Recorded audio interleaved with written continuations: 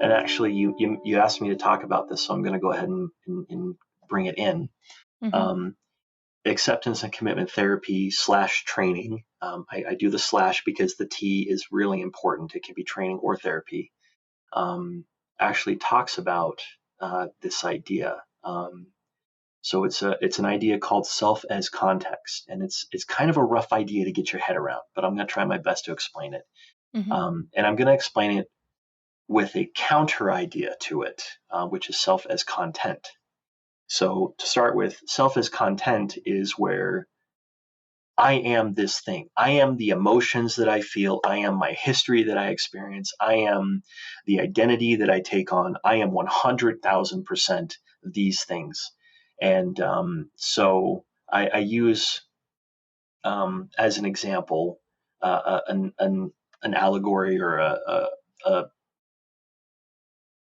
parable, I guess, that I've been using for years, and I didn't realize that I was using it with self as context and self as content in mind. But um, imagine if the story that you tell yourself is a sword or a shield.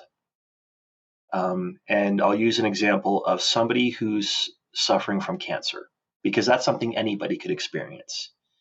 So you get the people who are using it as a shield. They're hiding behind it. I can't because I have cancer.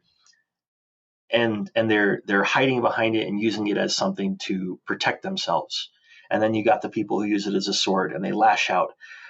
You should do this because I have cancer, and they stab and slash at people. Mm-hmm. And that's self as content. That's a symbolic way of looking at that.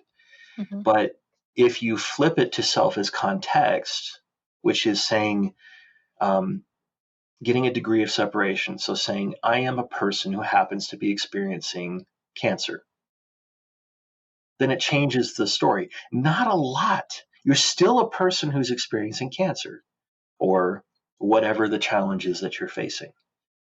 But it takes that sword or shield and turns it into a banner that you hold high and say, this is hard, but I can do it. Mm-hmm. And there are so many people, and I use cancer as an example because I have a lot of friends who are older, and so I've interacted with a lot of people who've gone through similar life challenges, and I've seen this happen over and over and over again with those people. And the people who are the most amazing, and even if they lose the struggle to cancer, they never lose themselves. Never. Those are the people who are self as context. Mm-hmm. Those are the people who are saying, this is who I am. I am the thing that experiences. Yeah. I'm the thing that observes. And I might experience depression, despair, anger, hate, frustration, joy, elation, all those emotions. But those aren't me. I'm experiencing them. Mm-hmm. The me is the thing that observes. And it's not a very natural way of seeing it to start with. But as you practice it and you learn that skill, it changes everything.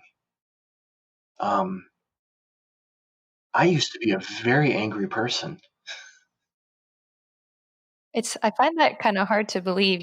You haven't stopped smiling this whole time I've been seeing you on screen. But it's the difference. It's the difference of the content versus context.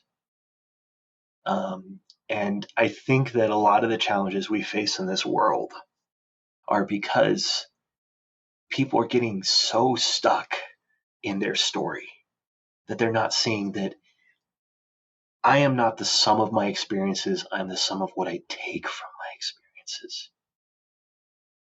They Mm-hmm. need to be what I take from them. Humans are the only creature on this planet that can time travel. We can go back on our minds, and time will travel back to the experience that we had that is horrific, that's traumatizing, that sucks. And we can shift our perspective so that instead of me being that little boy who had a knife to my wrist, ready to kill myself on top of my dog's grave, who was only saved because one of my other dogs ran up and knocked the knife out of my hand, Instead of that, we can see the struggle as a way to help us to grow.